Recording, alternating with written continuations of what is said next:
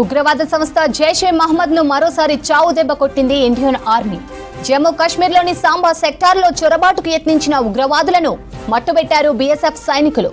జైషే మహమ్మద్ కు చెందిన 7 టెర్రరిస్టులను చంపేసింది.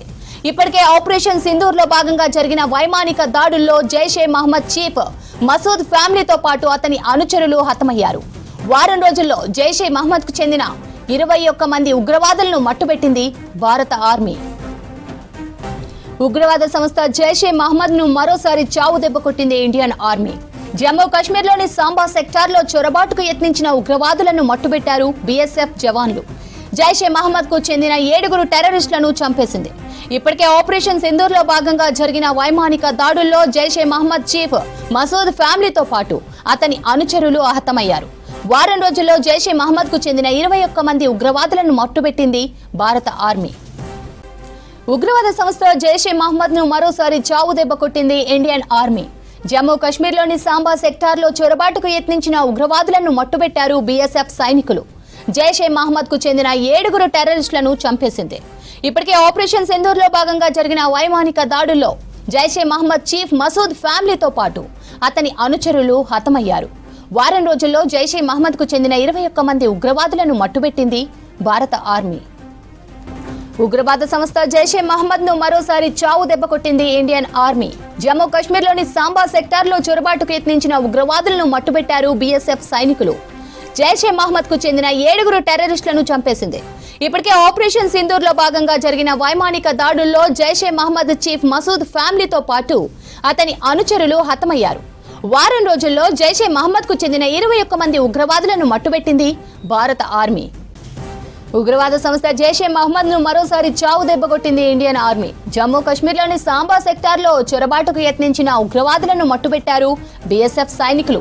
జైషే మహమ్మద్ కు చెందిన 7 టెర్రరిస్టులను చంపేసింది.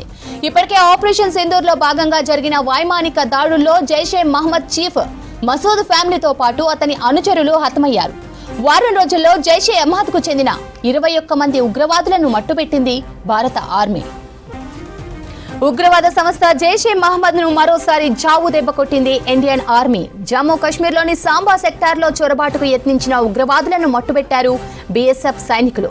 జైషే మహమ్మద్ కు చెందిన 7 టెర్రరిస్టులను చంపేసింది. ఇప్పటికే ఆపరేషన్ సింధూర్ లో భాగంగా జరిగిన వైమానిక దాడుల్లో జైషే మహమ్మద్ చీఫ్ మసూద్ ఫ్యామిలీతో పాటు అతని అనుచరులు హతమయ్యారు. వారం రోజుల్లో జైషే మహమ్మద్ కు చెందిన 21 మంది ఉగ్రవాదులను మట్టుబెట్టింది భారత ఆర్మీ.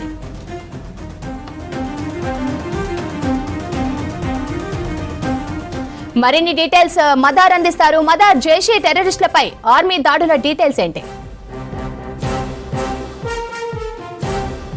రాత్రి 11 గంటల ప్రాంతంలో సాంబా సెక్టార్ నుంచి భారత్లోకి చూడబడేందుకు పెద్ద సంఖ్యలో జైషే మహమ్మద్కు సంబంధించిన ఉగ్రవాదులు ప్రయత్నం చేసినట్టుగా ఈ బీఎస్ఎఫ్ అధికారికంగా ప్రకటించింది.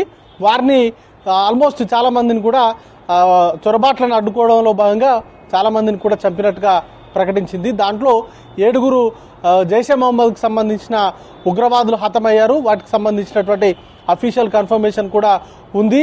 కీలకంగా మొన్న జరిపినటువంటి ఆపరేషన్ సింధూర్లో భాగంగా చాలా వరకు 9 ఉగ్రవాద స్థావరాలపైన భారత్ దాడులు చేసింది. దాంట్లో జైషే మహమ్మద్కు సంబంధించిన కీలక నేతలు హతమయ్యారు. దానికి ప్రతీకారంగానే భారత్లో చొరబడి విధ్వంసం సృష్టించాలనేటువంటి ప్లాన్ తోటి జైషే మహమ్మద్ సంబంధించిన ఉగ్రవాదులు భారత్లో చొరబడేందుకు ప్రయత్నాలు చేశారు. వాటిని బీఎస్ఎఫ్ సమర్థవంతంగా అడ్డుకోగలిగింది. వారికి సంబంధించినటువంటి 7 తీవ్రవాదులను కూడా భారత్ కాల్చివేసింది. వాటికి సంబంధించి పూర్తి స్థాయిలో కన్ఫర్మ్ చేశారు. ఓవరాల్గా బార్డర్ వెంబడి కీలకంగా పాకిస్తాన్ సంబంధించిన రేంజర్స్ ఒకవైపు సీజ్ ఫైర్ వైలేషన్కు పాల్పడుతుంటే, మరోవైపు పాకిస్తాన్ ప్రేరేపిత ఉగ్రవాదులు ముఖ్యంగా జైషే మహమ్మద్ కావచ్చు, ఇతర ఉగ్రవాద సంస్థలకు సంబంధించిన టెర్రరిస్టులు భారత్లో చొరబడేందుకు ప్రయత్నాలు అనేది కూడా చేస్తూ ఉన్నారు. వాటిని భారత్ సంబంధించి బీఎస్ఎఫ్ బార్డర్ సెక్యూరిటీ ఫోర్స్ అలాగే ఇండియన్ ఆర్మీకి సంబంధించినటువంటి అధికారులు ఎప్పటికప్పుడు నిర్వహిస్తూ ఉన్నారు. వాటికి సంబంధించినటువంటి ఆపరేషన్స్ పైన ముఖ్యంగా సీజ్ ఫైర్ వైలేషన్ని ఏ స్థాయిలో అయితే అడ్డుకుంటున్నారో అదే స్థాయిలో భారత్కు సంబంధించి ఇంటర్నేషనల్ బార్డర్ నుంచి భారత్లోకి చొరబడేందుకు చేసేటువంటి ప్రతి ప్రయత్నాన్ని కూడా అంతే తీవ్రంగా అడ్డుకుంటుంది బీఎస్ఎఫ్కు సంబంధించి. బీఎస్ఎఫ్ వాటిపైనే ముఖ్యంగా చొరబాట్లకు సంబంధించినటువంటి అంశాలపైనే ప్రస్తుతానికి ఫోకస్ చేశారు. ముఖ్యంగా రాత్రి వేళల్లో ఈ చొరబాటుకు సంబంధించిన చొరబాటుదారులు భారత్లోకి వచ్చేటువంటి అవకాశాలు ఉన్న నేపథ్యంలో రాత్రి గస్తీని మరింత పటిష్టం చేశారు. చాలా వరకు బీఎస్ఎఫ్కు సంబంధించిన జవాన్ల మోహరింపు కావచ్చు, వాటన్నిటిని కూడా పూర్తి స్థాయిలో వాటిపైన ఫోకస్ చేసింది. ఎక్కడెక్కడి నుంచి అయితే గతంలో చొరబాట్లు జరిగాయో, ఏవైతే కీ పాయింట్స్ ఉన్నాయో వాటిని టైటనింగ్ అనేది కూడా చేశారు. అక్కడ సెక్యూరిటీని ముఖ్యంగా సాంబా జిల్లా నుంచి గతంలో చొరబాట్లకు అనేది కూడా ప్రయత్నాలు చేశారు. ఇక నిన్న రాత్రిలు కూడా సుమారు 11 గంటల ప్రాంతంలో చొరబాటుకు ప్రయత్నం చేశారు. వాటిని ఆ ప్రయత్నాలన్నింటినీ కూడా విఫలం చేసింది భారత్కు సంబంధించినటువంటి ఆర్మీ ఫోర్సెస్. కీలకంగా పాకిస్తాన్ నుంచి 3 వైపులుగా దాడులు అనేది కూడా కొనసాగుతున్నాయి.